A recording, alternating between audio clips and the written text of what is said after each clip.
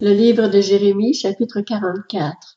Voici la parole adressée à Jérémie à l'intention de tous les Juifs qui s'étaient installés en Égypte, à Migdol, à Tachpanès, à Memphis et dans la région de Patros. Voici ce que dit l'Éternel, le Maître de l'univers, le Dieu d'Israël.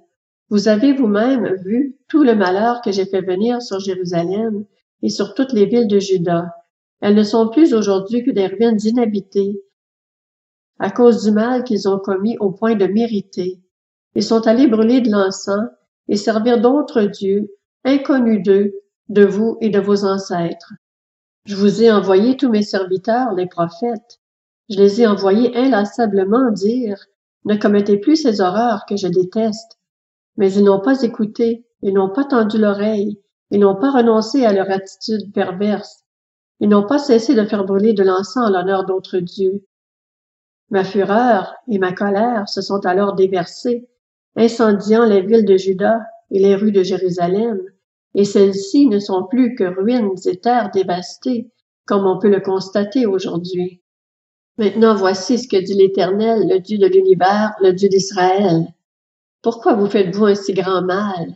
Pourquoi faire disparaître du milieu de Juda hommes, femmes, enfants et nouveau-nés, de telle sorte qu'il ne subsiste plus rien de vous? Pourquoi méritez-vous par vos agissements, en faisant brûler de l'encens en l'honneur d'autres dieux en Égypte, où vous êtes venus, vous réfugier, vous vous exposez ainsi à être exterminés et à devenir un sujet de malédiction et d'insulte parmi toutes les nations de la terre? Avez-vous oublié le mal commis dans le pays de Juda et dans les rues de Jérusalem par vos ancêtres, par les rois de Juda et leurs femmes, par vous-même et vos femmes? Jusqu'à aujourd'hui, aucune trace de brisement chez eux. Ils n'ont pas fait preuve de crainte, ils n'ont pas suivi ma loi et mes prescriptions. Pourtant, je vous les avais communiquées à vous et à vos ancêtres. C'est pourquoi voici ce que dit l'Éternel, le Maître de l'univers, le Dieu d'Israël. J'ai décidé de faire votre malheur et d'exterminer tout Juda. J'enlèverai le reste de Juda, ceux qui ont pris la décision d'aller en Égypte pour s'y réfugier. Ils disparaîtront tous de l'Égypte. Ils tomberont par l'épée ou par la famine. Ils disparaîtront du plus petit au plus grand par l'épée ou par la famine. Ils mourront et deviendront un sujet d'imprécation, de consternation, de malédiction et d'insulte. J'interviendrai contre ceux qui se sont installés en Égypte de la même manière que je l'ai fait contre Jérusalem, par l'épée, la famine et la peste. Il n'y aura ni rescapés ni survivants parmi le reste de Juda, venus se réfugier en Égypte, pour retourner dans le pays de Juda. Ils ont beau aspirer à retourner s'installer là-bas, ils n'y retourneront pas, mis à part quelques rescapés.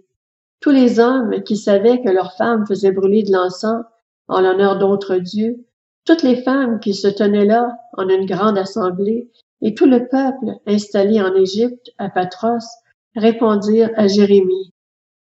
Tu as beau nous parler au nom de l'Éternel, nous ne t'écoutons pas.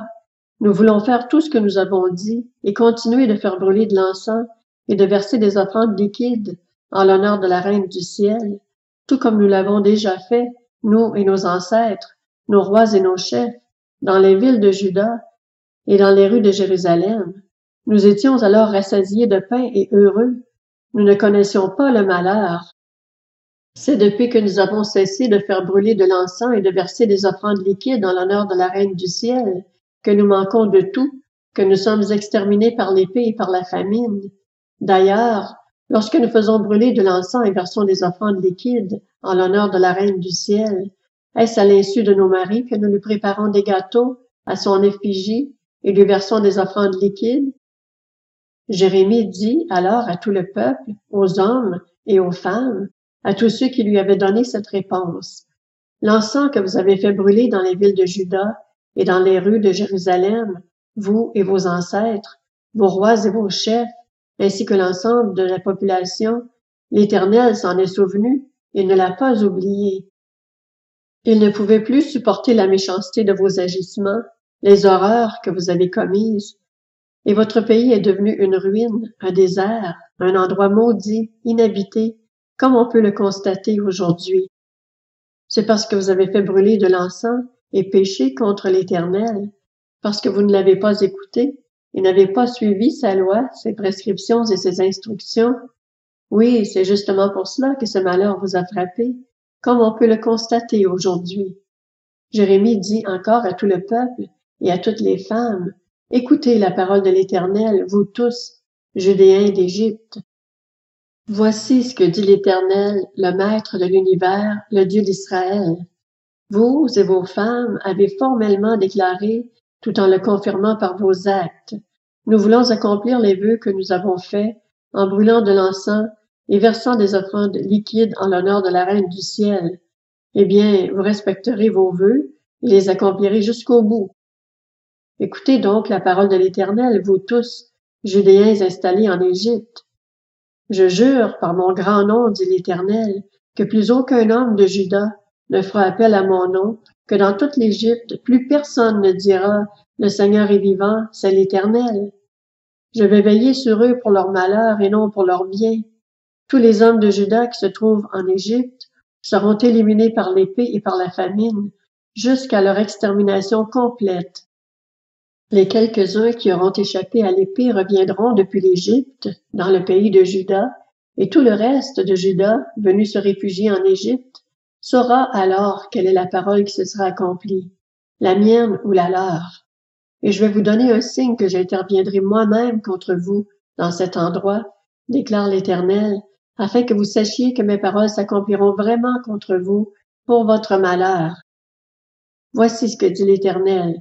Je vais livrer le Pharaon Ophra, roi d'Égypte, entre les mains de ses ennemis, entre les mains de ceux qui en veulent à sa vie, tout comme j'ai livré Sédécias, roi de Juda, entre les mains de Nebuchadnezzar, roi de Babylone, son ennemi, qui en voulait à sa vie.